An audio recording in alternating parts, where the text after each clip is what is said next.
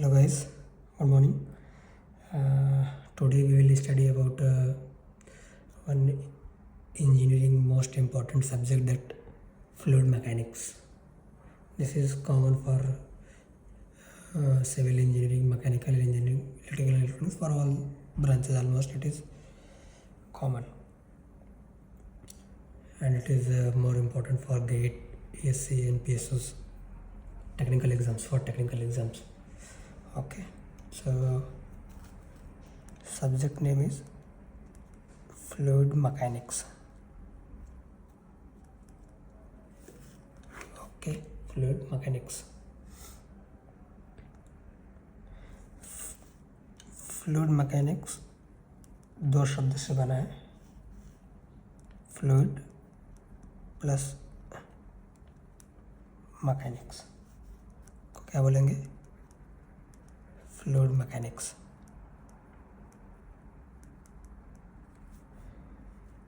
ठीक है, तो फ्लूइड मैकेनिक्स का मतलब study of fluid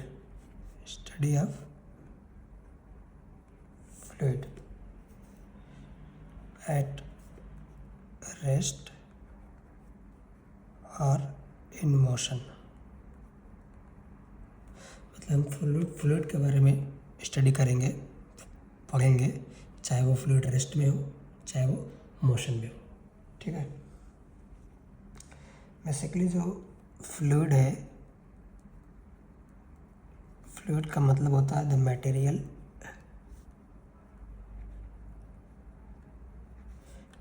which can flow.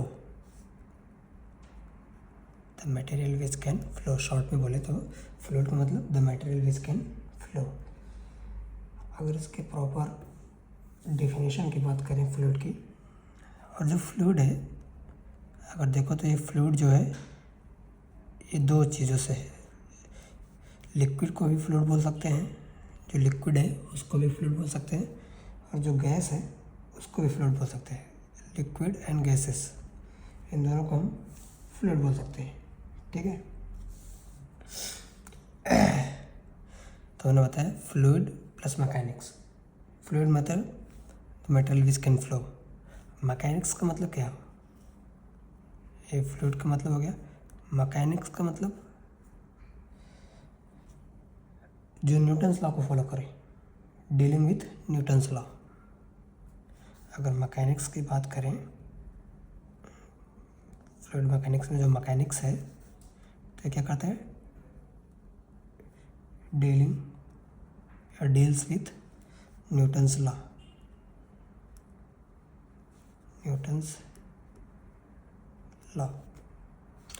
And quantum theorem.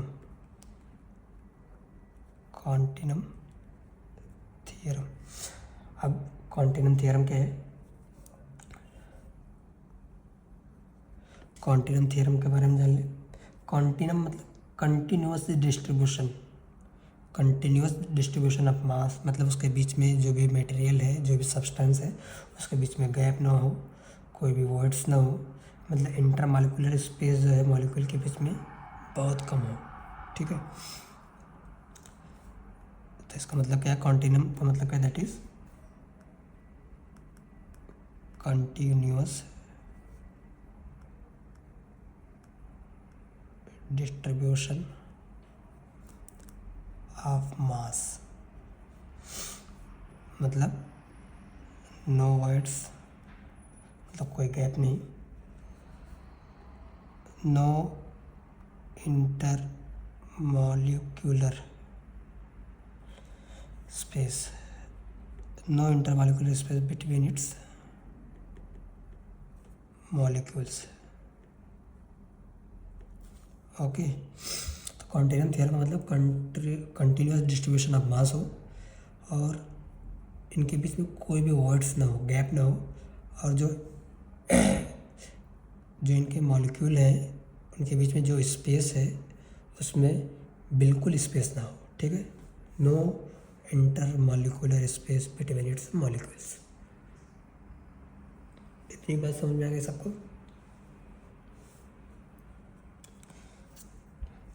तो मैकेनिक्स का मतलब है dealing with Newton's law, fluid का मतलब the material which can flow, mechanics मतलब dealing with Newton's law and continuum theorem, मतलब जो फ्लूइड है वो कंटिन्यूस डिस्ट्रीब्यूशन होगा उसका मास का, मतलब उसके बीच में कोई गैप नहीं होगा, उसका जो भी मॉलिक्यूलर वेट मॉलिक्यूलर स्पेस है उसके मॉलिक्यूल के बीच में जो भी स्पेस है वो ना के बराबर है, मतलब बिल्कुल नहीं है, स्पेस नहीं है, ठीक है। अगर फ्लूइड की डिफिनीशन की बात करें तो definition of fluid क्या है? Fluid is a substance. Fluid is a substance. Fluid एक तरह का पदार्थ है which has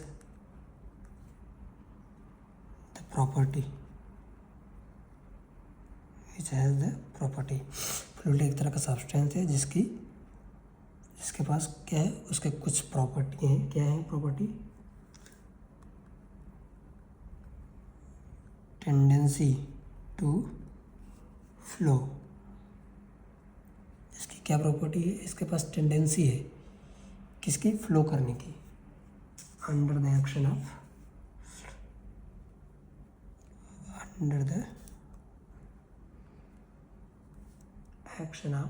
shear and tangential forces.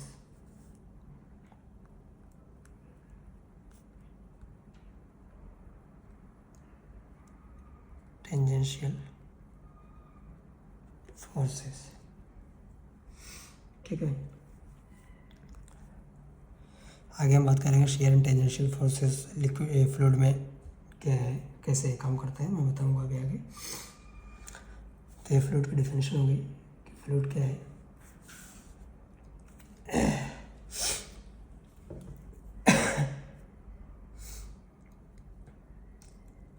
असल में फ्लूइड एक तरह का सब्सटेंस है जिसके पास उसकी कुछ प्रॉपर्टी है, क्या है? फ्लो करने की। इसके पास एक प्रॉपर्टी है फ्लो करने की। जो फ्लो होता है कब होता है? Action of share and tangential forces. जब उसमें थोड़ा सा शेयर और टेंजेंशियल फोर्स लगता है तो वो फ्लूइड क्या है? फ्लो करने लगती है। उसके पास टेंडेंसी है पहले से, बाद में उसका रोल आएगा शेयर का, टेंजेंशियल का रोल आता है। इधर हमने बताया कि लिक्विड एंड गैसेस दोनों क्या है? फ्लूइड है। सुनिए, इधर हम लिख सकते हैं नोट में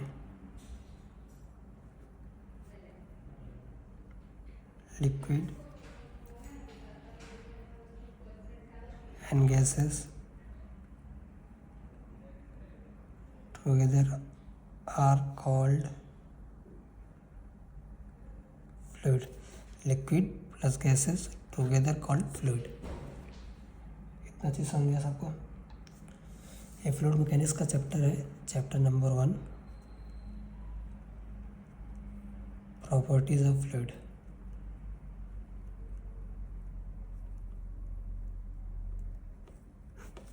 ठीक है, आई होप इतनी चीज़ें सबको समझ में आ गई होंगी। अच्छा, हमने मैटर के बारे में पढ़ा होगा। मैटर, जो मैटर होता है, मैटर, ठीक है। तो हमने मैटर के बारे में पढ़ा होगा कि सॉलिड है, लिक्विड है, गैस है, ठीक है। तो जैसे हमने अगर पहला मैटर को देख लो, स्टेट ऑफ मैटर, कि पदार्थ की 3 अवस्थाएं होते हैं, ठोस, द्रव, गैस, सॉलिड, लिक्विड, गैस। तो जो सॉलिड है, हमको पता है सॉलिड में क्या होता है, इसके जो इंटरमॉलिक्यूलर, इसके बीच में जो इंटरमॉलिक्यूलर फोर्स होता है वो बहुत ज़्यादा होता है, स्ट्रांग होता है, ठीक है। इसलिए क्या होती है, इसकी शेप और साइज जो है इजीली चेंज नहीं कर सकते आप, फिक्स होती है, ठीक है। तो लिख लो, intermolecular forces are so strong, ठीक है, in solids intermolecular forces are so strong in solids so that their shape and size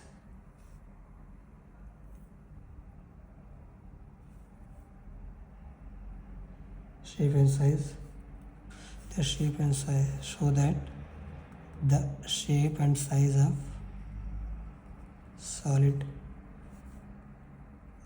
do not change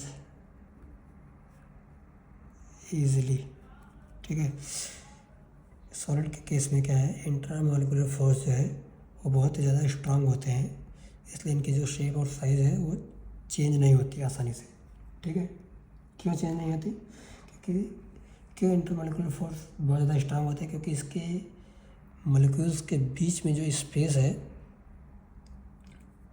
ठीक है, इंटरमोलिकुलर के बीच में जो स्पेस है वो थोड़ा नज़दीक रहता है, एकदम नज़दीक. ठीक है,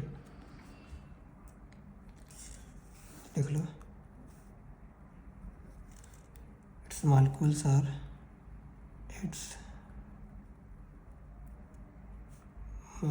are very closely spaced.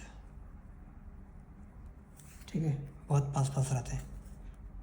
तीसरी चीज़ की बात करें अगर तीसरे पॉइंट की, इसके बीच में जो कोसी फोर्स होता है वो बहुत ही ज़्यादा हाई होता है. Intermolecular cohesive force is high between its molecules. ठीक है, इसके मॉलिक्यूल्स के बीच में जो कोहेसिव फोर्स होता है वो हाई होते हैं. और जो सॉलिड है, सॉलिड अंडरगोज स्टैटिक डिफॉर्मेशन. कौन सा डिफॉर्मेशन होता है इसके अंदर? Static deformation. ठीक है, सॉलिड केस में स्टैटिक डिफॉर्मेशन होता है, लेकिन फ्लूइड केस में कंटिन्यूस डिफॉर्मेशन होता है, कंटिन्यूस डिस्ट्रीब्यूशन ऑफ मास. ठीक है, तो सॉलिड के पास में क्या क्या होता है, देखो, सॉलिड्स हैव टेंसाइल स्ट्रेंथ होता है इसके पास में, हमने पढ़ा होगा स्ट्रेंथ ऑफ मटेरियल में, सब लोग पढ़े होंगे. टेंसाइल स्ट्रेंथ होता है. टेंसाइल स्ट्रेंथ क्या होता है? मॉडुलस ऑफ इलास्टिसिटी के कारण, due to modulus of elasticity in tension. ठीक है, मॉडुलस ऑफ इलास्टिसिटी को ई से प्रदर्शित करते हैं, मालूम है, ई से डिनोट करते हैं. दूसरा का कंप्रेसिव स्ट्रेंथ की बात करें, सॉलिड में कंप्रेसिव स्ट्रेंथ भी होता है, मतलब सॉलिड को टेंसाइल स्ट्रेंथ, सॉलिड को कंप्रेसिव स्ट्रेंथ और सॉलिड का शियर स्ट्रेंथ. ठीक है, compressive strength due to modulus of elasticity, modulus of elasticity in compression, इसको भी ई से प्रदर्शित करते हैं. मॉडुलस ऑफ इलास्टिसिटी को ई से प्रदर्शित करते हैं, डिनोट करते हैं. ठीक है, शियर स्ट्रेंथ, एक क्या है? Shear strength. ठीक है, ये होता है due to modulus of rigidity. ठीक है, इसको जी से डिनोट करते हैं, कैपिटल जी. तो ये हो गया सॉलिड के बारे में. ठीक है, हमने फ्लूइड मैकेनिक्स में फ्लूइड प्लस मैकेनिक्स. फ्लूइड क्या होता है? The material which can flow. Mechanics मतलब जो न्यूटन्स लॉ से डील करे और कॉन्टिन्यूम थ्योरम को फॉलो करे. कॉन्टिन्यूम थ्योरम मतलब कंटिन्यूस डिस्ट्रीब्यूशन ऑफ मास होता है फ्लूइड में. कंटिन्यूस डिस्ट्रीब्यूशन मतलब no words, no molecular space between its molecules. ठीक है, फिर हमने डिफिनेशन के बारे में देखा कि शेयर और टेंजेंशियल स्ट्रेस फोर्सेस लगते हैं फ्लूइड पे। स्टेट ऑफ मैटर में सॉलिड के बारे में हमने देखा। अब हम फ्लूइड के बारे में भी जानते हैं। Second state fluid,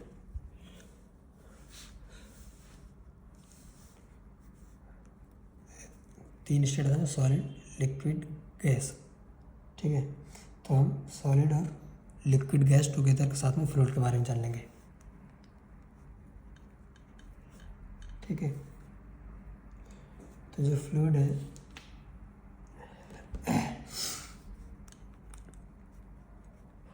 the space between fluid molecules is relatively large. ठीक है, मतलब जो फ्लूइड है उसके बीच में जो स्पेस होता है, इसके बीच में थोड़ा स्पेस होता है। सॉलिड केस में बिल्कुल नहीं होता है, क्योंकि उसके मॉलिक्यूल्स एकदम पास पास में होते हैं, इसलिए वो स्ट्रांग होता है, उसको इजीली चेंज नहीं कर सकते उसके शेप और साइज़ को। लेकिन फ्लूइड केस में ऐसा नहीं है। फ्लूइड केस में इसके जो मॉलिक्यूल्स के बीच में स्पेस होता है, ठीक है, थोड़ा लार्ज होता है, मतलब एज़ कम्पेयर टू सॉलिड। ठीक है,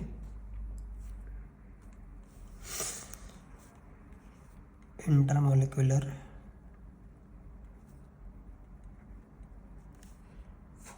कोएसिव फोर्स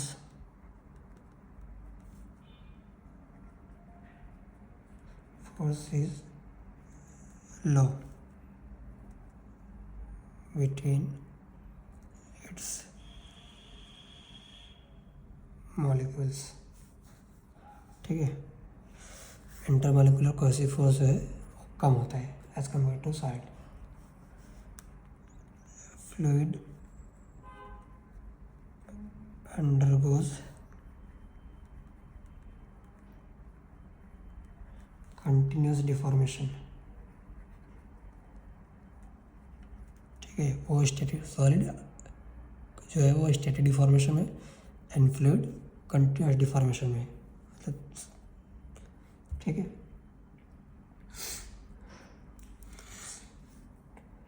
इतनी चीज़ समझ में आई। मतलब एक तरह से अगर बात करें फ्लूइड की, तो फ्लूइड के पास में कोई डेफिनेट शेप नहीं होता है। ठीक है, जैसे अगर बात करें, नोट करके लिख लो फ्लूइड की, it has no definite shape of its own. ठीक है, इसकी अपनी खुद की कोई शेप साइज ऐसा नहीं होता है। ठीक है, शेप नहीं होता है। ठीक है, बट conforms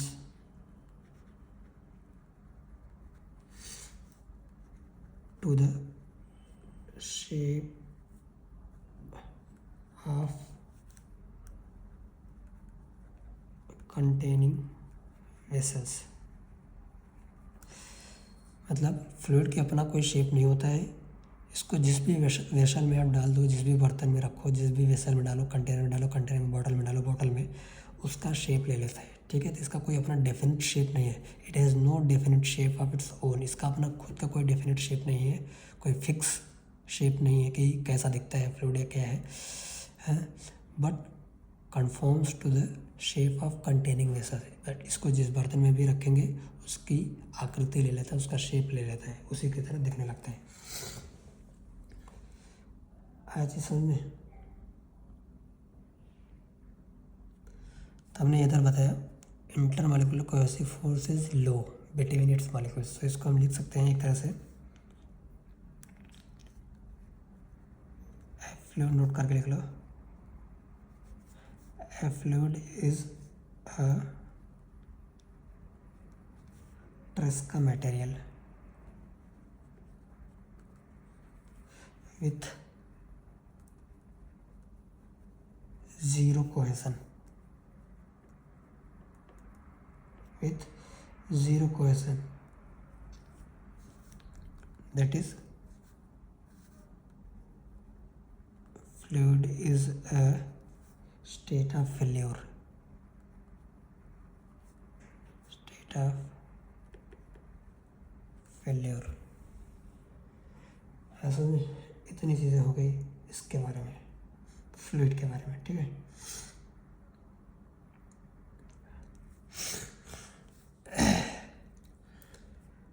एक बार एग्ज़ाम में कुछ पूछा है तो नोट करके लिख लो, गेट में शायद पूछा है, गेट में in solid shear strain is important।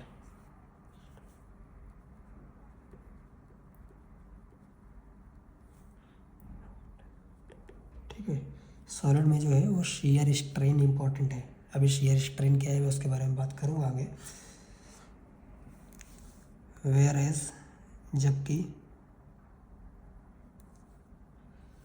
In fluid rate of shear strain, rate of shear strain is more important। ठीक है, सॉलिड में shear strain इम्पॉर्टेंट है, लेकिन फ्लूइड में रेट ऑफ shear strain ज़्यादा इम्पॉर्टेंट है, रेट। ओके, ये याद कर रखना।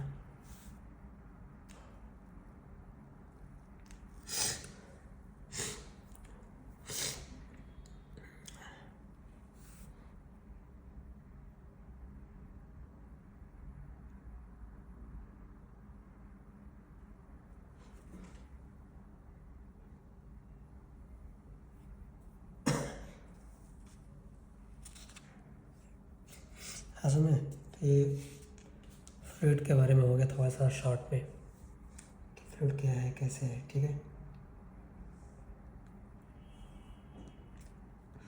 अब आगे हम थोड़ा बात करें फ्लूइड के।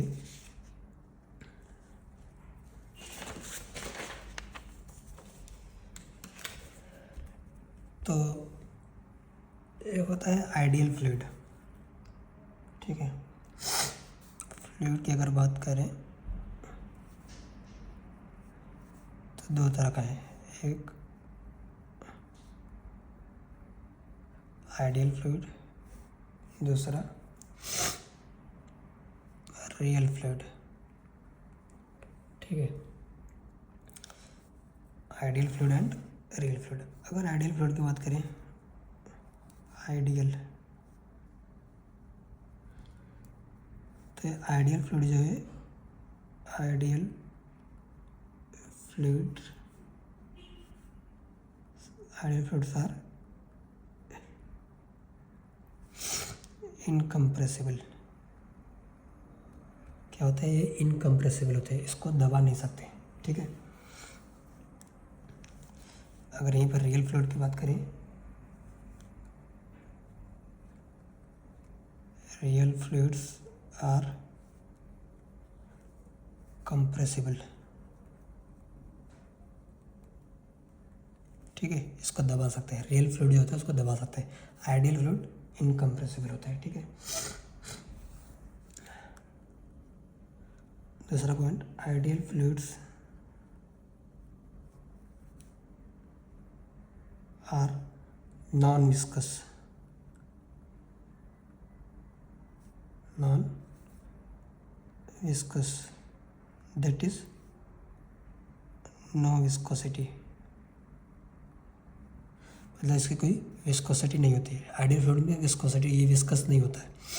अभी विस्कोसिटी के हम आगे बात करेंगे, एक तरह की प्रॉपर्टी है फ्लूइड की, आगे हम बात करेंगे। लेकिन जो रियल फ्लूइड है, real fluids are viscous that is contains viscosity, मतलब इसके पास विस्कोसिटी होती है। ठीक है, तीसरा पॉइंट जो है आइडियल फ्लूइड का, इसकी कोई सरफेस टेंशन है, पृष्ठ तनाव नहीं होता, दे है no surface tension, surface tension हम आगे बात करेंगे सरफेस टेंशन क्या होता है। ठीक है, लेकिन रियल फ्लूइड में दे हैव सरफेस टेंशन। ठीक है, रियल फ्लूइड में सरफेस टेंशन होता है, लेकिन आइडियल फ्लूइड में सरफेस टेंशन नहीं होता, ज़ीरो। समझे?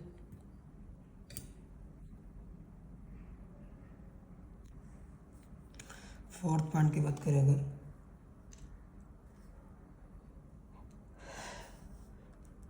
The value of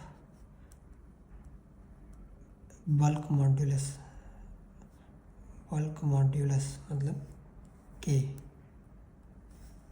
is infinite.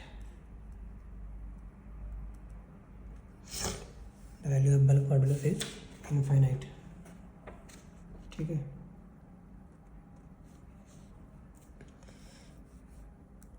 लेकिन रियल फ्लूइड में जो है the value of bulk modulus is finite. ठीक है, अगर कोई पूछे कि आइडियल फ्लूइड में बल्क मॉड्यूलस की वैल्यू कितनी होती है तो बताना पड़ेगा इनफाइनाइट, लेकिन रियल फ्लूइड में फाइनाइट होती है, कुछ ना कुछ फिक्स होता है हर एक फ्लूइड का। ठीक है, तो अगर बात करें एक तरह का, इसका नाम ही है आइडियल, आइडियल फ्लूइड्स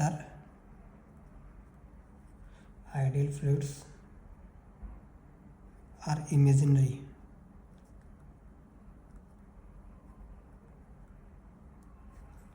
ठीक है, real fluids are not imaginary, real fluids are real.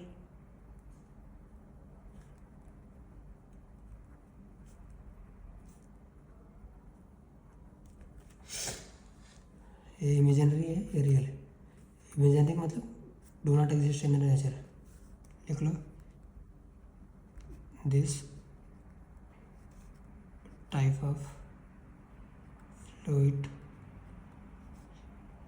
does not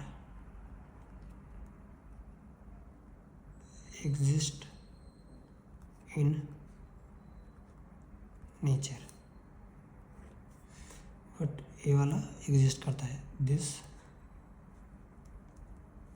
type of fluid exist in nature. ऐसा में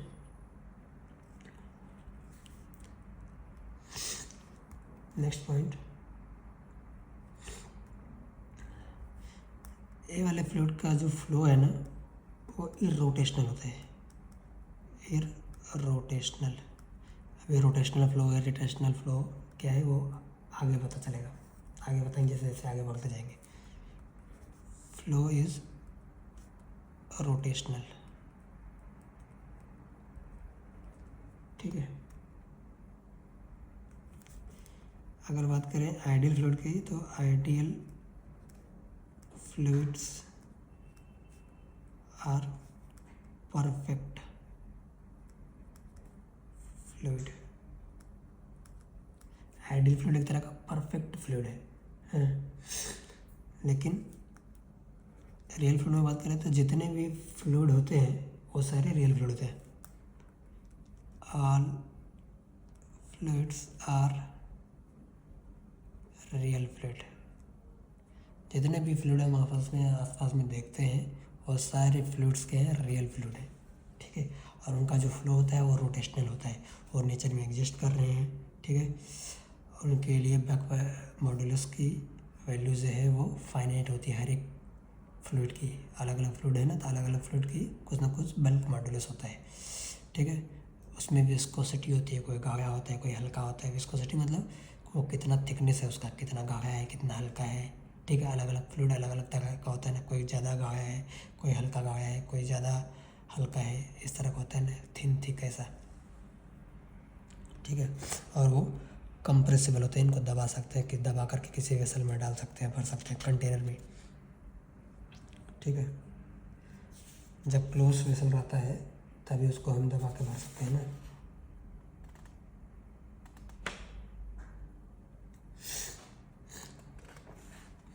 मतलब जो फ्लूइड है वो कंप्रेस्ड होता है, लेकिन कब? जब क्लोज्ड वेसल हो। वेसल क्या हो? क्लोज्ड हो। तो हो गया आइडियल फ्लूइड और रियल फ्लूइड। आई होप इतनी चीज़ें समझ में सबको आ गई होंगी। अब हम बात करते हैं फ्लूइड की प्रॉपर्टीज़ की। किसकी? Fluid properties.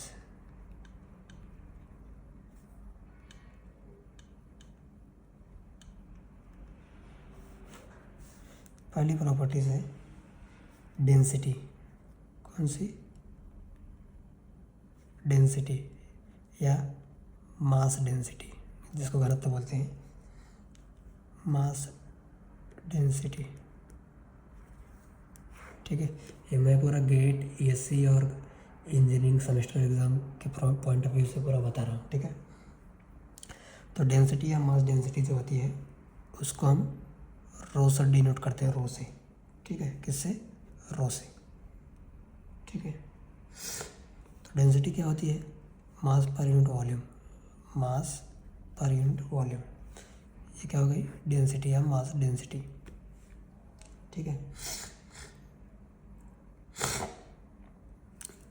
डेंसिटी क्या हो गई? डेंसिटी बोलो या मास डेंसिटी बोलो, जिसको रो से डिनोट करते हैं, क्या हो गई?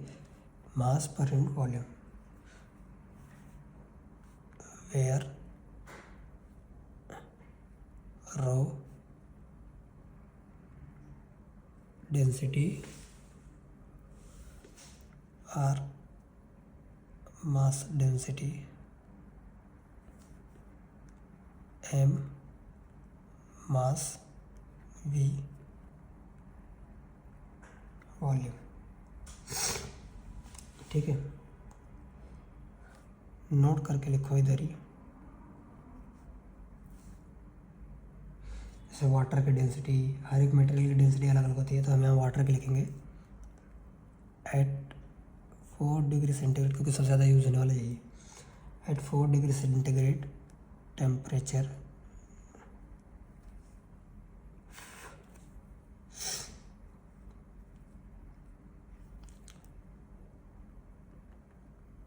density of water is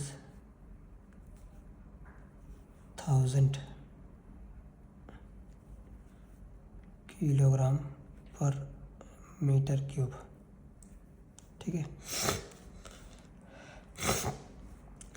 4 degree centigrade के टेम्परेचर पे जो वाटर का डेंसिटी है वो 1000 होता है, 1000 किलोग्राम पर मीटर क्यूब। ठीक है, इधर यूनिट लिख लो, यूनिट ऑफ डेंसिटी। तो rho equal to M by V. M की वैल्यू किलोग्राम, मास की वैल्यू, मास का यूनिट क्या है? किलोग्राम, और वॉल्यूम का यूनिट मीटर क्यूब। ठीक है, तो रो की यूनिट क्या हो जाएगी? डेंसिटी की यूनिट किलोग्राम पर मीटर क्यूब। ये तो बेसिक है, सबको पता होता है। ठीक है, किलोग्राम पर मीटर क्यूब। ठीक है, अब देख लो डेंसिटी पे टेम्परेचर और प्रेशर का क्या फ़र्क पड़ता है, देख लेते हैं। Effect of temperature and pressure on density. ठीक है, हमको पता है पीवी बराबर क्या होता है?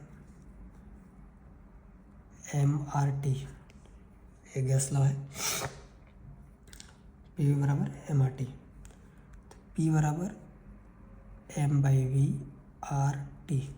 ठीक, या P बराबर ρRT लिख सकते हैं।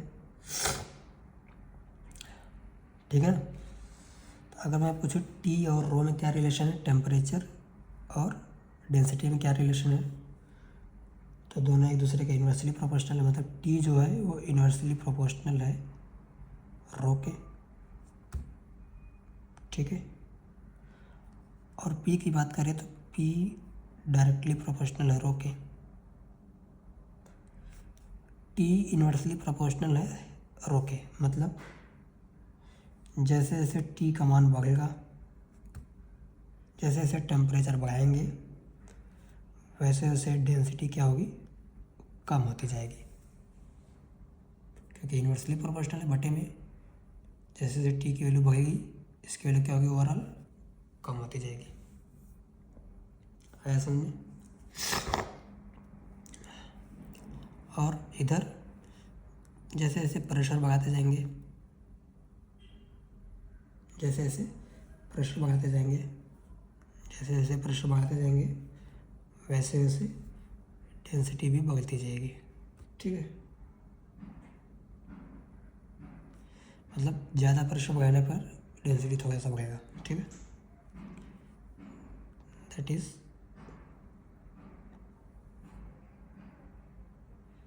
जैसे जैसे प्रेशर बढ़ाओगे, प्रेशर ज़्यादा बढ़ाने से वो बढ़ेगा। ठीक है, ठीक है। जैसे जैसे टेम्परेचर बढ़ाकर डेंसिटी कम होती जाएगी, जैसे जैसे प्रेशर बढ़ाते बढ़ाते जाओगे, डेंसिटी धीरे धीरे बढ़ने लगेगी। ठीक है, ये तो पहली प्रॉपर्टी हो गई। दूसरी property, specific weight. Specific weight, इसी को वेट डेंसिटी बोलते हैं। और वेट डेंसिटी, जिसको स्मॉल डब्ल्यू से प्रदर्शित करते हैं, स्मॉल डब्ल्यू है। स्पेसिफिक वेट को स्मॉल डब्ल्यू से प्रदर्शित करते हैं, या कहीं कहीं पर इसी को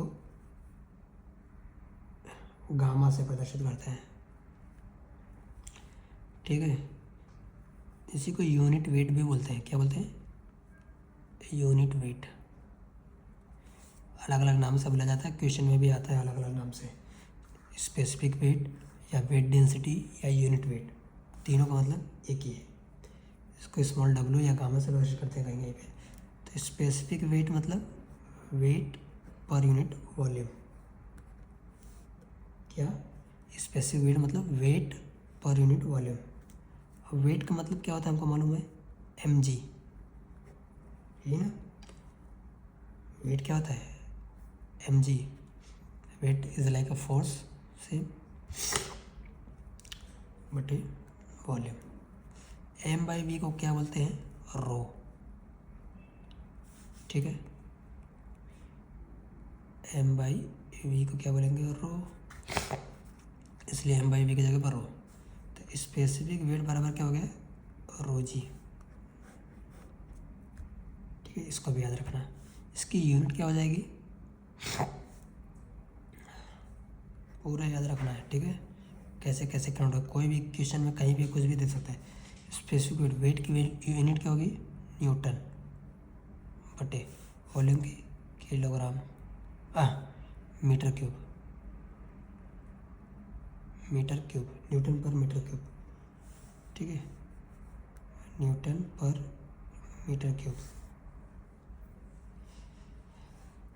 okay,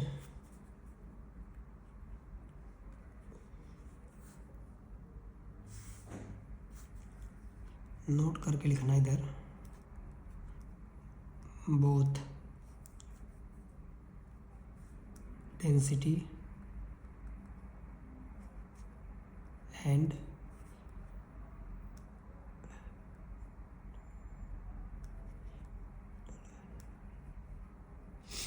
weight density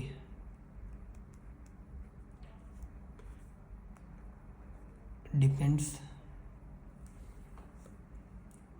on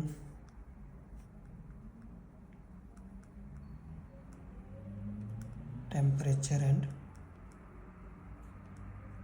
pressure. मतलब जो डेंसिटी है रो और जो वेट डेंसिटी है स्मॉल डब्ल्यू, डेंसिटी और वेट डेंसिटी दोनों टेम्परेचर और प्रेशर पर डिपेंड करती है। मतलब जैसे जैसे टेम्परेचर बढ़ेगी इसकी वैल्यू चेंज होती जाएगी, जैसे जैसे प्रेशर बढ़ेगा इसकी वैल्यू चेंज होती जाएगी। ठीक है, तो वेट डेंसिटी और डेंसिटी दोनों टेम्परेचर एंड प्रेशर पर डिपेंड करते हैं। ठीक है, जैसे मान लो जो प्रेशर है वो 1 एटमॉस्फेरिक है, 1 एटमॉस्फेरिक प्रेशर है 1 atm, ठीक है। और इस 1 atm पे अगर मान लो टेम्परेचर जो है वो 20 डिग्री सेल्सियस है, कितना 20 डिग्री सेल्सियस, ठीक है। तो इस 20 डिग्री सेल्सियस पे जो इसकी डेंसिटी होगी वो कितनी होगी 998 किलोग्राम पर मीटर क्यूब।